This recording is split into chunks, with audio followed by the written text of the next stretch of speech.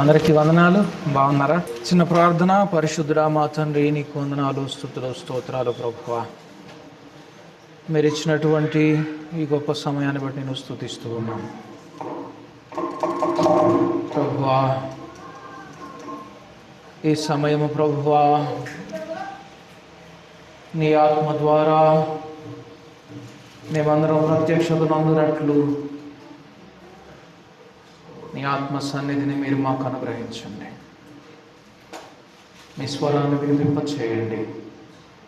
మాతో మీరు మాట్లాడండి. మీ నామం మహిమపరచబడినట్లుగా ఈ ఆరాధనకు మీరే ఆధిపత్యం వహించండి. యేసు నామమున ప్రార్థించి అడిగి వేడుకుంటున్నాము తండ్రి, ఆమేన్. ఆదికాండము 13వ అధ్యాయం. ఇక్కడ అబ్రాము తనకు కలిగిన సమస్తమును, తన భార్యను, తనతో కూడనున్న లోతును వెంటబెట్టుకొని ఐగుప్తులో నుండి నెగబునకు వెళ్ళెను. అబ్రాము వెండి బంగారము పశువులు కలిగి బహుధనవంతుడై ఉండెను. అతడు ప్రయాణము చేయుచు దక్షిణం నుండి బేతేలు వరకు, అనగా బేతేలుకును హాయికిని మధ్య తన గుడారం మొదట ఉండిన స్థలం వరకు వెళ్ళి తాను మొదట బలిపీఠమును కట్టిన చోట చేరెను. అక్కడ అబ్రాము యెహోవా నామమున ప్రార్థన చేశాను. అబ్రాముతో కూడా వెళ్ళిన లోతుకును గొర్రెలు, గొడ్లు, గుడారములు ఉండెను గనుక వారు కలిసి నివసించుటకు ఆ ప్రదేశం చాలకపోయెను. ఎందుకనగా వారి ఆస్తి వారు కలిసి నివసించలేనంత విస్తారమై ఉండెను. అప్పుడు అబ్రాము పశువుల కాపర్లకును లోతు పశువుల కాపర్లకును కలహం పుట్టెను. ఆ కాలమందు కనానీయులు, పెరిజ్జీయులు ఆ దేశంలో కాపురం ఉండిరి. కాబట్టి అబ్రాము, మనం బంధువులము గనుక నాకు నీకును నా పశువుల కాపర్లకు నీ పశువుల కాపర్లకును కలహం ఉండకూడదు.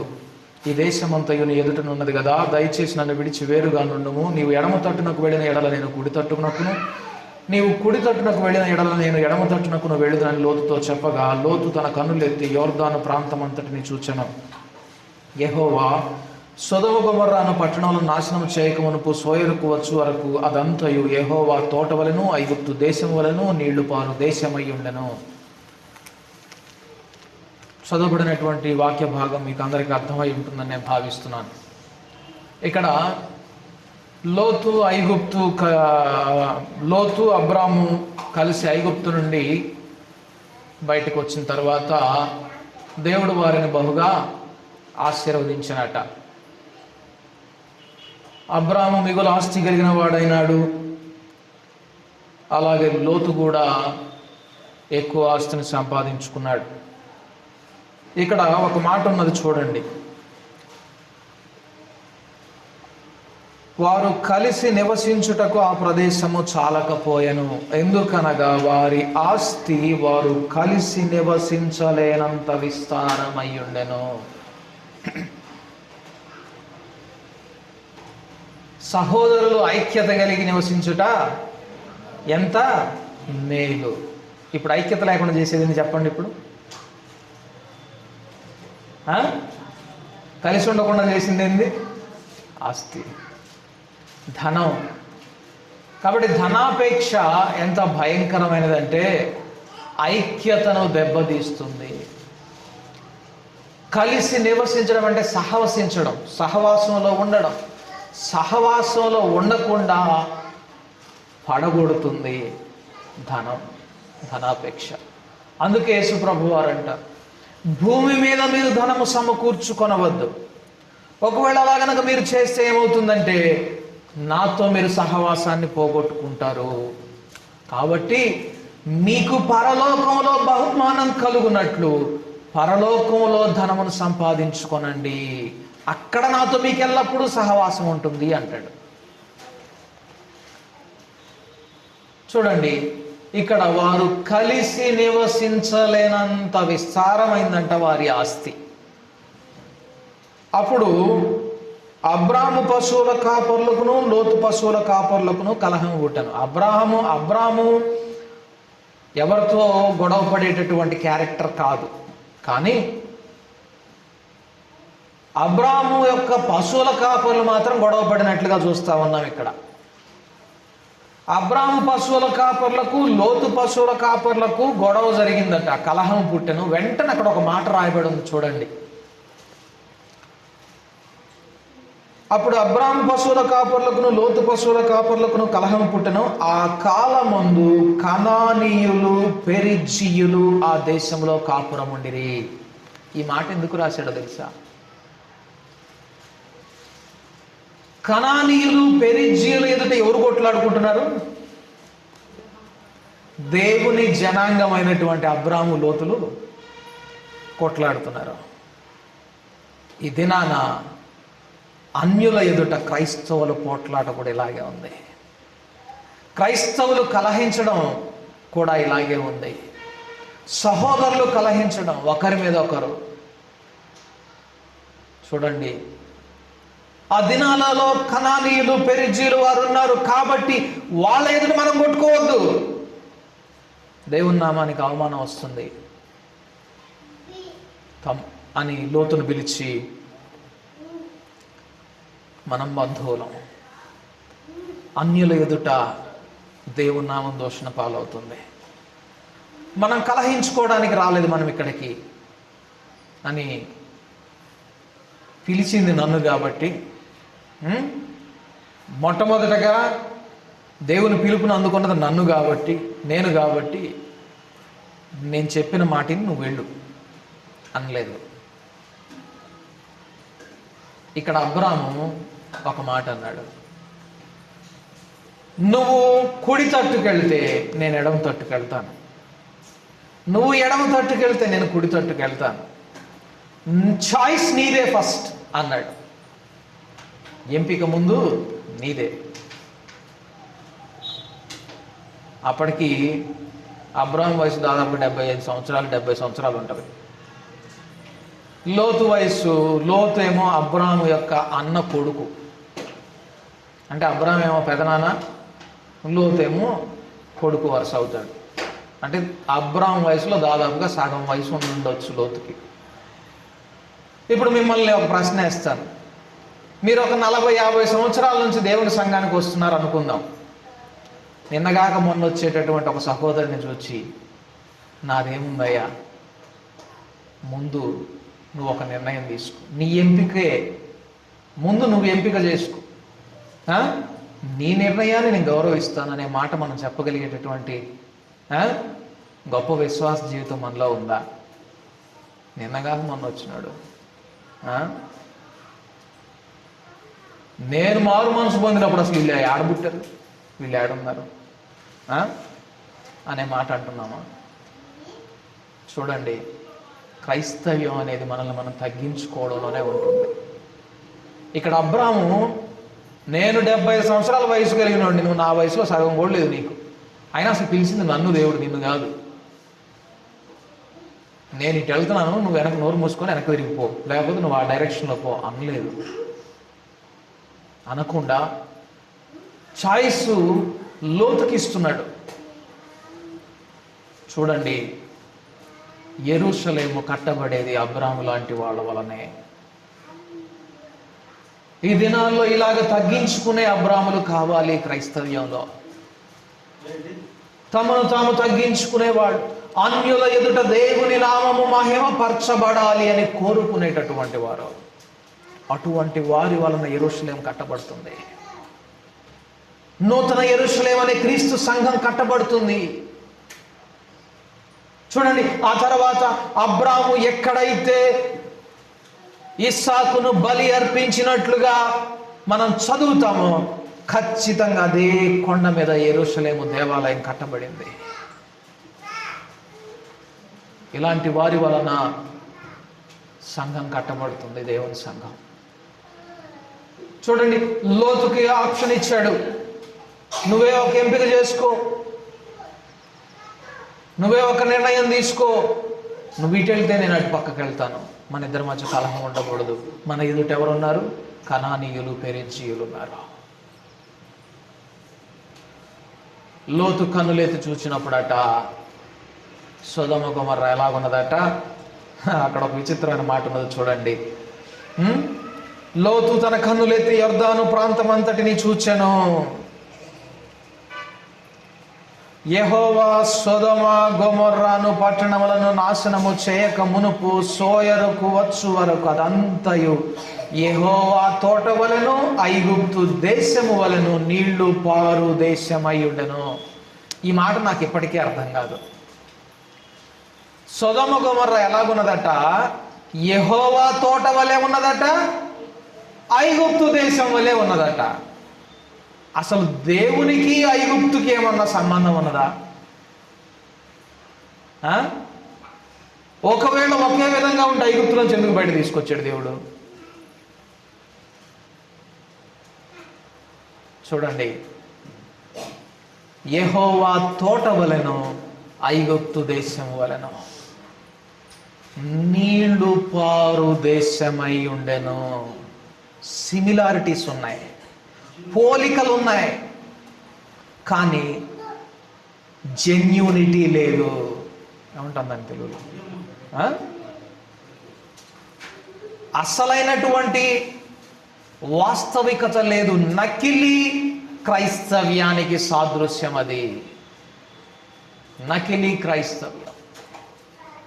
ఈ దినాల్లో చాలా మంది ఐగుప్తు దేశంలో ఉన్నదంతా కోరుకుంటున్నారు.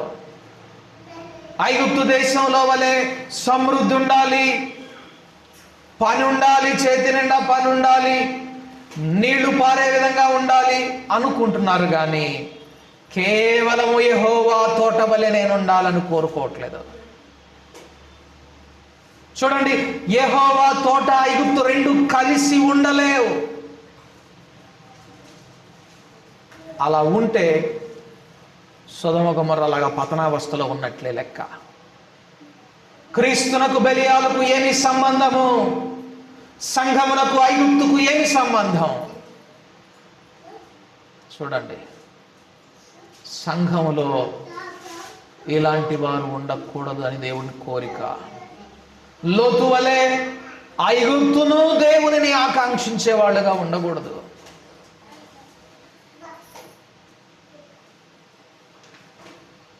లోతు తనలో ఉండినటువంటి బబులోను ఆత్మ.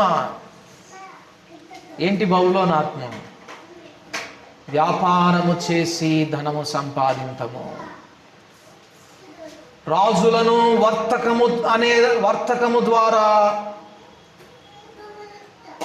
రాజులను మద్యముతో నింపినటువంటి బబులోను స్త్రీ అని ఉంటుంది ప్రకటన గ్రంథంలో. ధనము మీదనే గురి పెట్టినటువంటి ఆత్మ.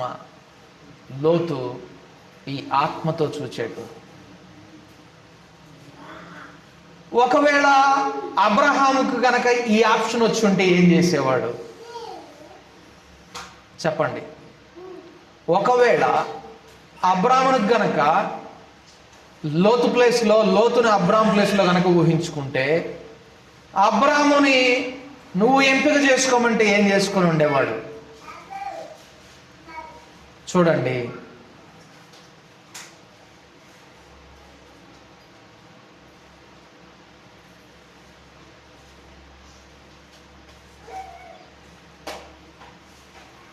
చూడండి ఇక్కడ 18వ వచనంలో ఉంటుంది. అప్పుడు అబ్రాము తన గుడారము తీసి హెబ్రోనులోని మమ్రే దగ్గరనున్న సింధూర వృక్ష వనములో దిగి అక్కడ యెహోవాకు బలిపీఠమును కట్టెను. చూడండి, ఒకవేళ అబ్రామునకు గనక ఫస్ట్ చాయిస్ వచ్చుంటే ఏం చేసేవాడో నేను చెప్తాను వినండి. ఒకసారి ఈ స్థలాన్ని విడిచి నేను చూపించబోయే దేశానికి వెళ్ళన్నప్పుడు మధ్యలో వెళ్లకుండా ఐగుప్తును టచ్ చేసుకుంటూ వచ్చాడు అబ్రామ్. వచ్చేటప్పటికి ఏమైంది? అబ్రాముకు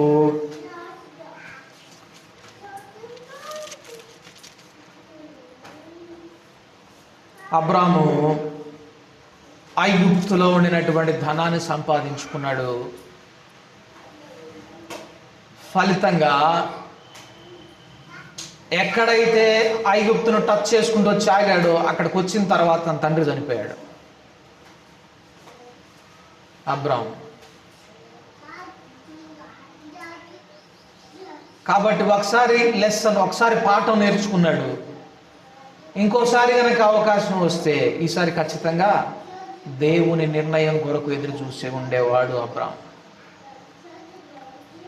అందుకే లోతు సపరేట్ అయిపోయిన తర్వాత, లోతు ఎప్పుడైతే ఈ లోకపైశ్వర్యాన్ని చూచి, సొదొమ గొమొర్రా యొక్క అభివృద్ధిని చూచి, సొదొమ గొమొర్రాలో ఉండినటువంటి ఐశ్వర్యాన్ని చూచి, నేను అక్కడికి వెళ్ళి బాగా ఇంకా సంపాదిస్తాను అనుకొని లోతు వెళ్ళిపోయిన తర్వాత అబ్రాము కన్నులెత్తి చూచెను. అబ్రాము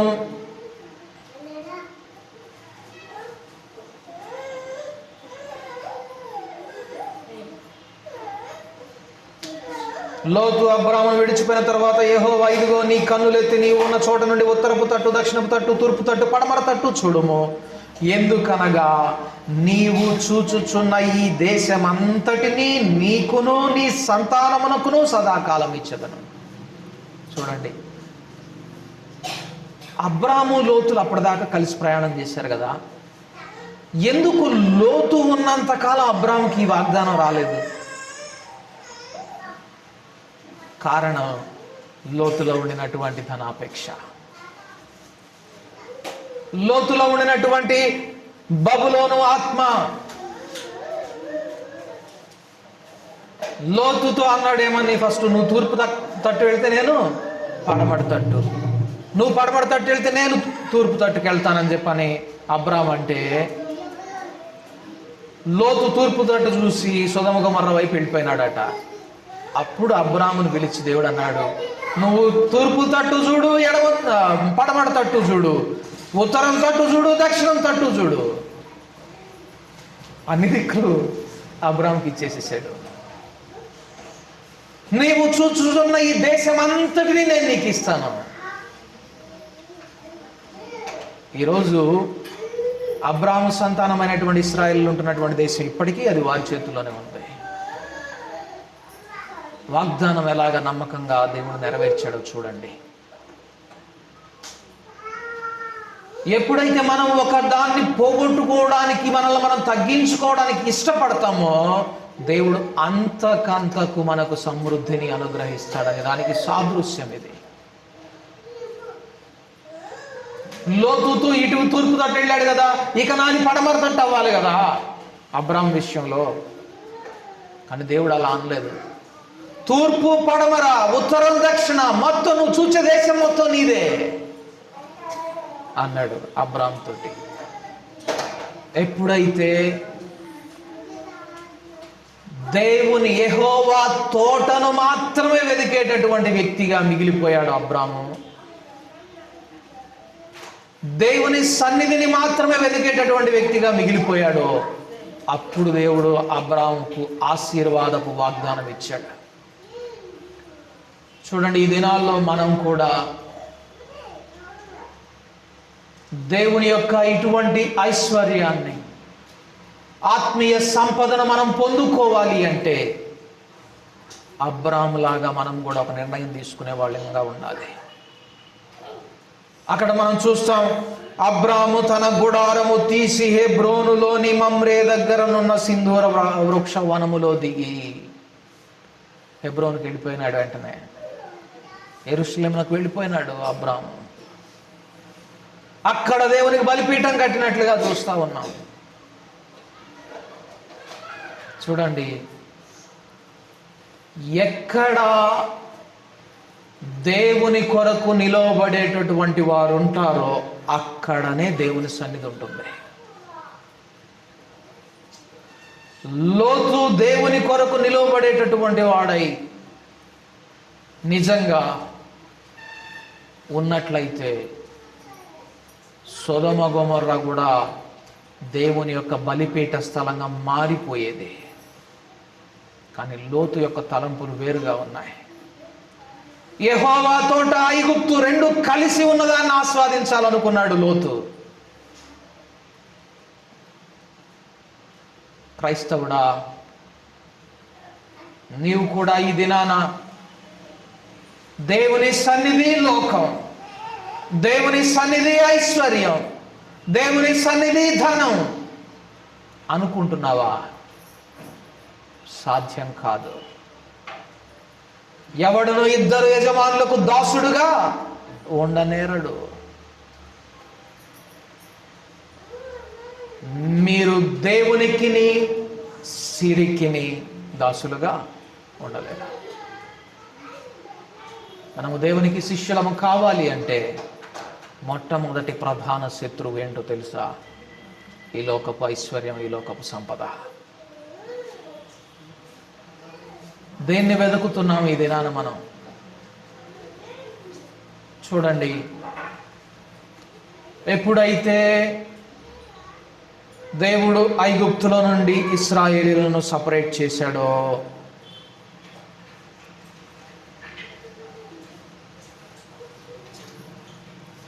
మోషే, యెహోషువ వీరి తరువాత న్యాయాధిపతులు వచ్చేసేసారు. న్యాయాధిపతులు మొట్టమొదటి న్యాయాధిపతి కాలేబు యొక్క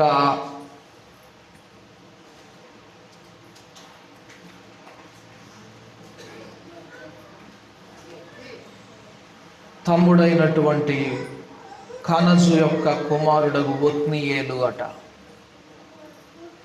చూడండి, మోషే ఉండినప్పుడు మీకు దేవుడు ఇస్తానని వాగ్దానం చేసినటువంటి ఆ వాగ్దాన భూమిని మీరు వేగు చూసి రండి అని పంపించినప్పుడు ఇశ్రాయేలీల పెద్దలలో అనేక మంది తెచ్చినటువంటి సమాచారం ఏంటి?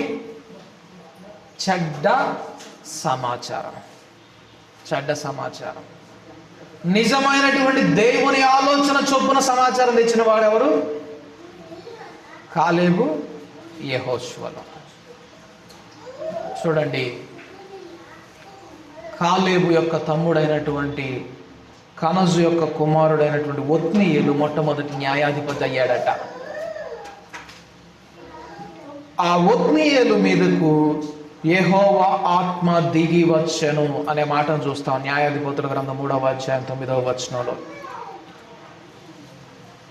ఎప్పుడైతే దేవుని ఆత్మ వారి మీదకు వచ్చి క్రియ చేయడం ఆరంభమైందో అప్పుడు వారు న్యాయం తీర్చడం ఆరంభించారు.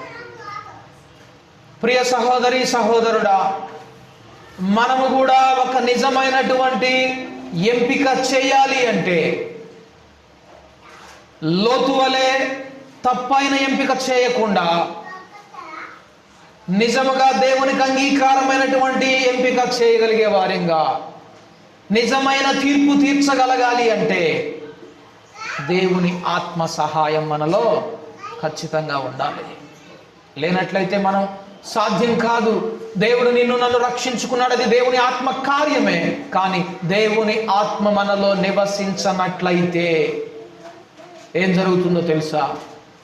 దేవుని ఆత్మ వచ్చిన తరువాత మరలా ఆ న్యాయాధిపతి తన జీవితకాలం ముగియగానే మరలా ఇశ్రాయేలు వెనుకబడిపోవడం చూస్తా ఉన్నాం.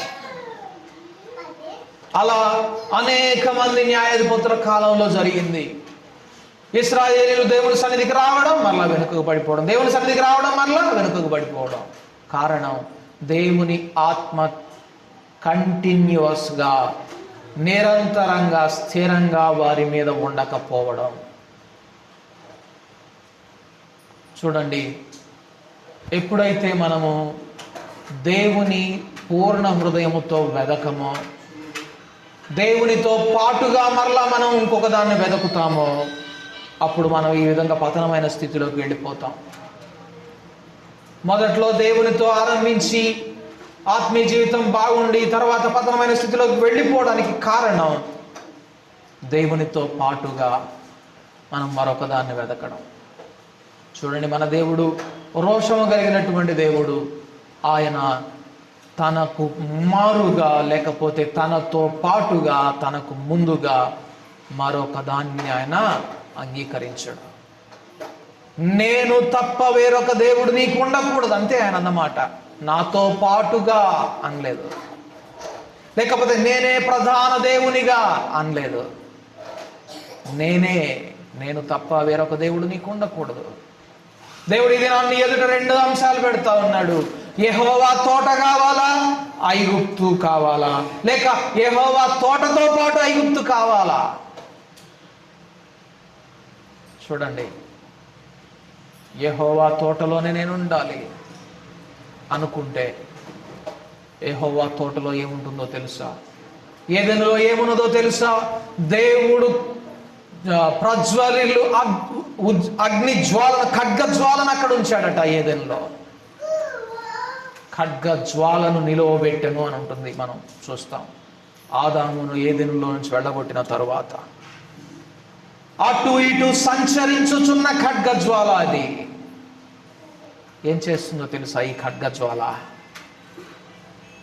కాల్చబడకుండా దేవుని యొద్దకు పోనీయదు.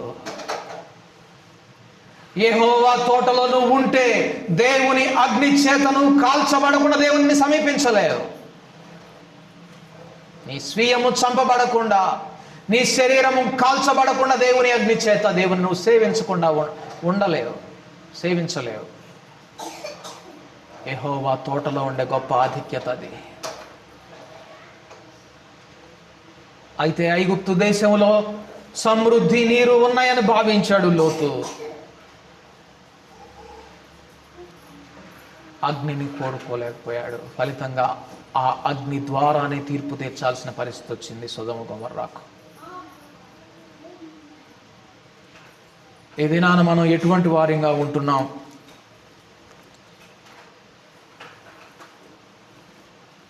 అబ్రాము వలె కనానీల ఎదుట, పెరిజ్జీయుల ఎదుట నివసించేటటువంటి దేవుని బిడ్డలంగా ఉంటున్నామా? లేక వారితో కలిసిపోయే వారిగా ఉంటున్నామా?